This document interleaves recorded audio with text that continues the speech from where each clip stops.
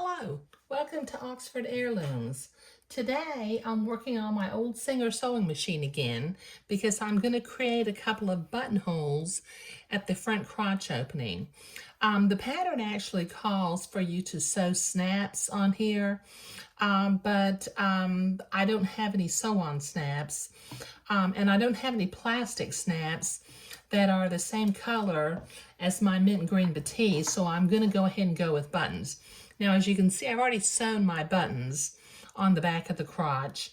I've also sewn my buttons on the back of the garment, and I have tacked that entredot into the back of the garment also. I also inspected the garment with my spray bottle of distilled water to make all the blue fabric markings go away. So the last thing that I have to do today, and this is the final video for project number 8, is to create these 2 buttonholes, cut them open, and button the crotch together. So this buttonhole, once again, let me get to the back or the top of the buttonhole. Now I've made 2 little blue marks where my buttonholes are going to begin. So I'm going to insert my fabric into the keyhole. I'm going to carefully lower my needle so it's going in right on the blue mark, so that way my buttonhole will begin where the blue mark is, and then very slowly I'm going to sew a buttonhole.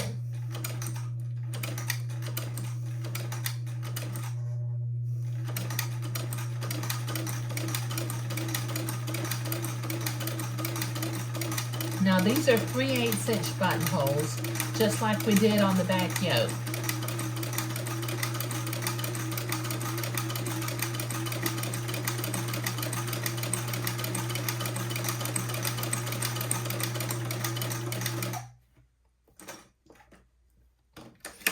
Okay, that's one.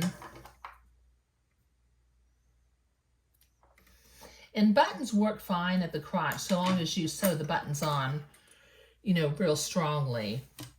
Now let me get this to the back of the buttonhole again, or the top of the buttonhole. Bring back in, line up my other blue dot, lower my needle so that it's going right in the blue dot, lower my presser foot, and proceed to make a buttonhole.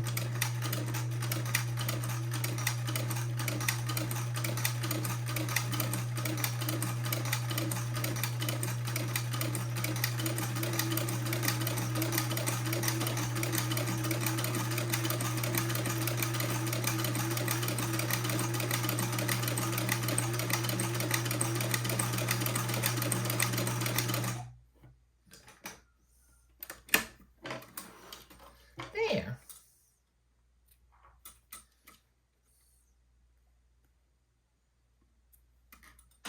Okay, now I'll cut my buttonholes open.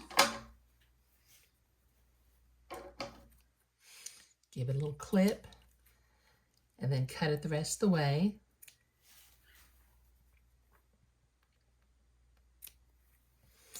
Give the other one a little clip, and then cut it open the rest of the way. Ouch.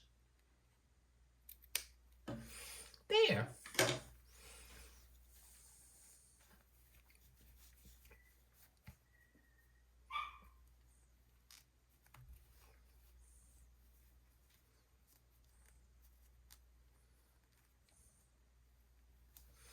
There we go.